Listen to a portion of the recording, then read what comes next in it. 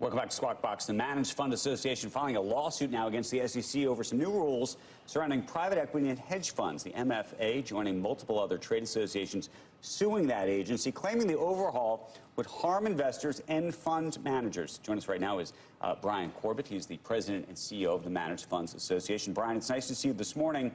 Let's talk about the pushback that you, on behalf of the industry, are pursuing. What is your problem specifically with this new this new requirement that the SEC is seeking to impose? Right, so thank you for the opportunity to join you this morning. So there are really three reasons why we're suing the SEC. First, we think the SEC in this final rule has exceeded its statutory authority. For the first time, the SEC is trying to inject itself in the middle of negotiations between sophisticated investors. They're trying to impose a mutual fund-like framework on private funds. Second, this final rule is completely unworkable. It will result in increased costs, it will undermine competition in the industry, and it will also result in less access to funds for those pensions, endowments, and foundations. And lastly, the SEC hasn't done their homework. They haven't pointed to a market failure to justify the rule, nor have they provided an adequate cost-benefit analysis to support the final rule. Okay, so let's just break down what is in this rule, because I think it's important for the audience to understand what's happening here. But I would argue most specifically, it's a disclosure requirement. Is that your reading of this? Well, Go ahead. It is, disclosure is part of it, but the rule in itself effectively restricts and prohibits a lot of traditional activities and terms and conditions that large limited partners and private funds have negotiated over the years. So it's much more than disclosure. But let's just walk through it. There's the disclosure on a quarterly basis of performance in a way that right now is not required per se. There's a element that prevents special deals from taking place between certain investors over others. You might describe this as a favored nation status, so that nobody is getting squeezed without knowing what has happened. Why would things like this be a problem for the industry? So today there is lots of disclosure.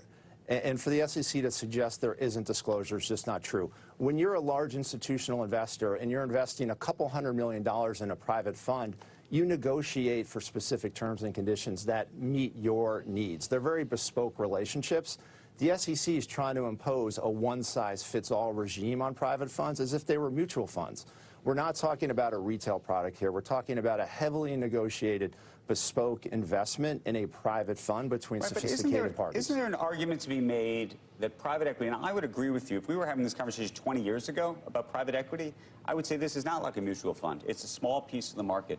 Today, the private equity business is a massive, massive component of the American economy. And the amount of money that is flooded into these funds, by the way, for very good reason, given what we think is good performance, would argue that maybe these businesses should be marginally more regulated than they are currently. So the industry is heavily regulated today. Dodd-Frank imposed a registration regime on private funds. They disclose information to their investors. They disclose to the SEC. What we're objecting to is the overlay of regulation that is going to really undermine competition in the market.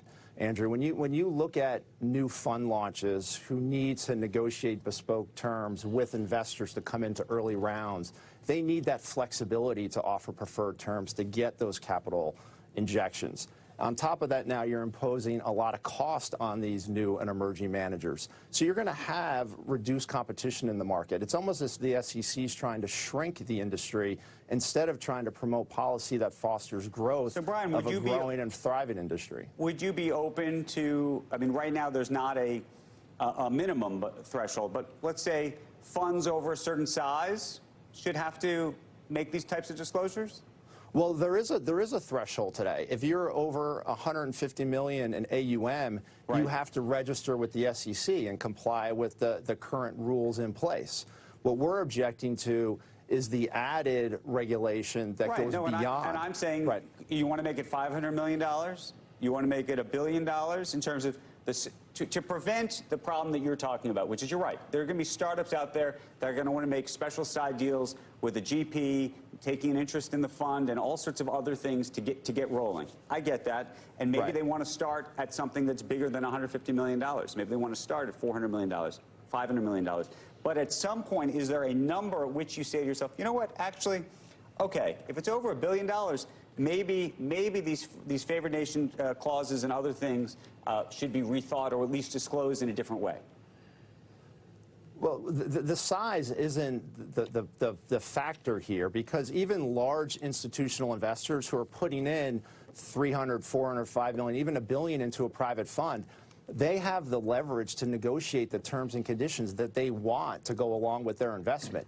The SEC has perceived some sort of negotiating imbalance between the funds and the institutional investors, and that's just not the case. I think if you the talk investors to some have of the a lot of institutional leverage. investors, they'll say that they only find out after the fact that so-and-so over here is getting some special deal that they don't know about, right? That, by the way, that's where this came from. Right, but that's how market dynamics evolve. There are over 4,000 private funds in the market today. There's plenty of optionality for an investor who's not getting the terms they want from one private fund. They can go and negotiate terms with another GP and invest there. What we're objecting to is the SEC trying to impose a one-size-fits-all regime on all funds as if it was a mutual fund product being sold to mom and pop, and that's just not the case. Bryan, we appreciate you joining us. We look forward to following the progress of your suit and the state of these new guidelines. Thanks.